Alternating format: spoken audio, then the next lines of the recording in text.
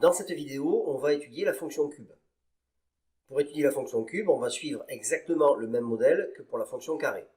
C'est-à-dire, on va définir la fonction cube, étudier sa parité, étudier son sens de variation, en déduire son tableau de variation et ensuite s'intéresser à sa courbe. On commence par la définir. Donc la fonction cube, c'est une fonction qui est définie sur R et qui a x associe x au cube. C'est-à-dire x fois x fois x. Alors, étudions d'abord la parité de cette fonction. Cette fonction est définie sur R, centrée en 0, donc il n'y a pas de problème. Ensuite, on va étudier f de moins x, c'est-à-dire moins x au cube. On sait que moins x au cube, c'est moins x fois moins x fois moins x, donc c'est-à-dire moins x au cube. F de moins x égale moins f de x, par conséquent, cette fonction est impaire. Et comme cette fonction est impaire, eh bien on sait que sa courbe représentative sera symétrique par rapport à l'origine du repère. Maintenant, étudions le sens de variation de la fonction cube. Alors on commence par observer sa courbe de façon à avoir une idée du sens de variation.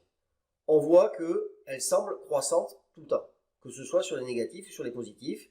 La courbe monte tout le temps, donc a priori la fonction cube a l'air croissante, même si autour de 0, on ne sait pas trop si c'est plat ou si ça monte, etc. C'est pas très clair. Donc passons maintenant à la partie calcul. Alors on va commencer par donner une petite identité remarquable qu'on n'apprend pas aujourd'hui au lycée, mais qui va nous être utile. C'est-à-dire que si je développe a moins b facteur de a carré plus ab plus b carré, je trouve a cube moins b cube. Je vous laisse regarder le détail du calcul, qui est très simple. Donc on a une nouvelle identité remarquable, qui n'est pas à apprendre par cœur au lycée, mais qui à une époque s'apprenait et qui est bien pratique, c'est que a au cube moins b au cube, c'est égal à a moins b facteur de a carré plus ab plus b carré. C'est cette identité qu'on va utiliser pour étudier le sens de variation de la fonction cube. Alors comme d'habitude, on va séparer en deux, puisqu'on a vu qu'autour de 0, c'est pas très clair, donc on va se mettre d'abord sur les négatifs, et ensuite on se mettra sur l'intervalle 0 plus l'infini. Donc on sépare l'étude des variations en deux parties. Donc première étape, on se donne x1, x2 négatif, tel que, comme d'habitude, x1 plus petit qu'x2. On calcule x2 au cube moins x1 au cube, exactement comme on a fait avec la fonction carré. Donc x2 au cube moins x1 au cube. Si j'applique l'identité remarquable donnée au-dessus, ça fait x2 moins x1, facteur de x2 au carré, plus x de x1, plus x1 au carré. Donc on obtient un produit. Regardons les signes de chaque facteur de ce produit. Alors première chose, on est ici dans l'ensemble des négatifs. Par conséquent, x1 et x2 sont négatifs. Lorsque je multiplie deux nombres négatifs, le produit obtenu est positif. Ensuite, x1 est plus petit que x2. Donc, x2 moins x1 sera supérieur ou égal à 0.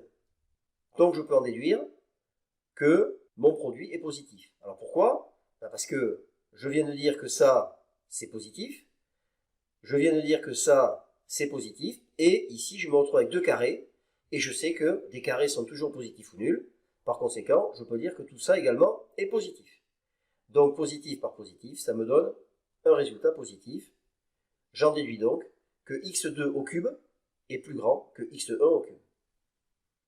Donc autrement dit, les images et les antécédents sont classés dans le même ordre, c'est-à-dire que ma fonction cube est croissante sur moins l'infini 0. Maintenant, je vais m'intéresser à ce qui se passe sur 0 plus l'infini. Donc je commence exactement de la même façon, je me donne x1, x2, dans 0 plus l'infini, donc positif, tel que x1 plus petit qu'x2. J'applique mon identité remarquable x2 au cube moins x1 au cube égale x2 moins x1 facteur de x2 au carré plus x2 x1 plus x1 au carré. Et j'ai étudié le signe des deux facteurs de ce produit. Je commence par le produit. Cette fois-ci, j'ai deux nombres qui sont positifs. Par conséquent, le produit x de x1 est positif. Donc ça, c'est positif. Je rappelle comme précédemment que ça aussi et ça aussi, c'est positif. Donc mon deuxième facteur est déjà positif. De l'autre côté, x2 moins x1, x2 étant plus grand que x1, je sais que la différence x2 moins x1 est également positive. Comme déjà expliqué précédemment, j'ai un nombre positif fois un nombre positif, j'obtiens bien un produit positif, et donc j'en déduis que x2 au cube est plus grand que x1 au cube, donc ma fonction est également croissante sur 0 plus l'infini. Je peux donc écrire mon tableau de variation en mettant la valeur 0 qui n'est pas obligatoire mais qui est intéressante parce que 0 au cube ça fait 0, donc c'est quand même une valeur particulière qu'on peut écrire dans le tableau de variation. Et j'ai simplement une flèche ici qui monte pour dire que ma fonction cube est croissante sur toute R. Alors j'aurais pu faire l'étude en une seule fois, c'est-à-dire en prenant x1, x2 dans R, mais j'ai trouvé que c'était mieux de séparer ici ces deux morceaux, c'est-à-dire le produit ici lorsque les deux nombres sont négatifs, et ici le produit lorsque les deux nombres sont positifs. J'aurais pu regrouper les deux en un seul en disant que le produit de deux nombres de même signe est toujours positif.